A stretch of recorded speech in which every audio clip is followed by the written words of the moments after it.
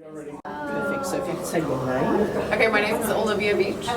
And Olivia, where are you from? So I'm from the United States. I work at the University of Kansas Medical Center in Kansas City, Kansas.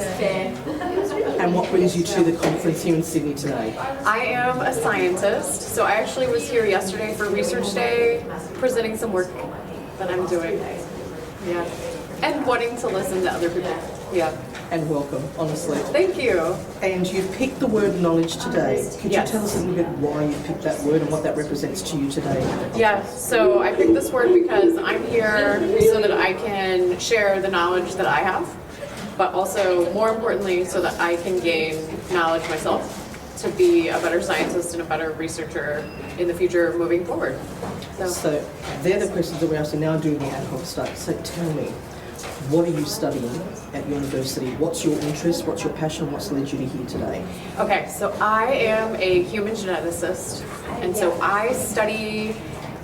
my main passion is trying to identify genetic factors that influence how people who have Prader-Willi syndrome are also more likely to have sleep and circadian rhythm dysfunction, and as well as other comorbidities, co-occurring conditions, to see if we can find these shared genetic factors that can help us understand how to inform better treatment for some of these issues. So how can I use genetics to find better ways to treat sleep disruption? And can I ask where you're getting your research group from? Okay, so what I talked about yesterday, I'm getting my research group from our electronic health record system in the US. So I tap into data that's been collected over time and pull that out and analyze it. And I'm going to step in here as a mum of a 34-year-old and say that you're the first person I've come across to talk about sleep. Really? Everybody else we've had has been about food, hyperphagia, behaviours, etc. And Paul has narcolepsy, epilepsy, cataplexy, sleep apnea. So you're the first person I've had that it's wonderful to hear that you're here. Do you feel you've made connections with others that are in a similar field with you? Yes, definitely. So I've met multiple people yesterday who care about sleep and who recognize that this is a huge issue, because sleep is so important for all of us. It's important for how our brains function, how our metabolism functions, developing our brains, like everything. So yeah. Lack of sleep, just leave. I know. Well, yeah, right. Well, plus had 4 hours.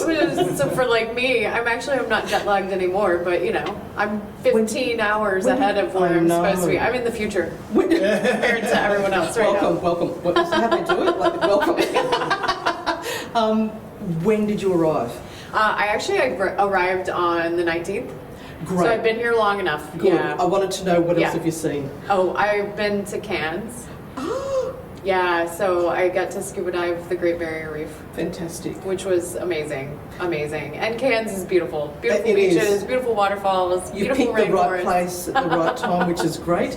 And while you've been here in Sydney, have you had a chance to connect with some of our medical research team and go to their centres or universities or hospitals? So not this trip, but I have done it in the past. So I have some colleagues at the University of Sydney who actually work on sleep specifically. Less so working on sleep with people who have Prader-Willi, but still a lot of sleep docs and sleep researchers there in Sydney. So yeah. And it's such a niche area with PWS. Yes. Do you have many in the US that are interested in opening up and learning more? For me, as a 3.5 decades parent, it's really hard to find the new and emerging. Yeah. I'm learning that most of my professional team are retiring. So I'm very eager to see the new team that are coming in and what their interests and where their niches are. Unfortunately, from a government perspective, it's usually follow the money. But from my perspective as a parent, I keep encouraging all the new grads or all the new posters, go to the niche areas, PWS. Yeah, that's true. That's a good point. And I would say sleep in itself is a niche area. Yes, it is. So I think not enough people are really aware of how important it is. And so to study sleep in people who have neurodevelopmental disabilities is even more niche. And right? Yeah. Exactly. So yeah, I try to help people who have Prader-Willi syndrome, but also people who have autism, people who have other intellectual and developmental disabilities, because everybody has sleep problems at some point in their life. You are such a valuable resource for us. Thank you for your time. I'm not going to hold you up.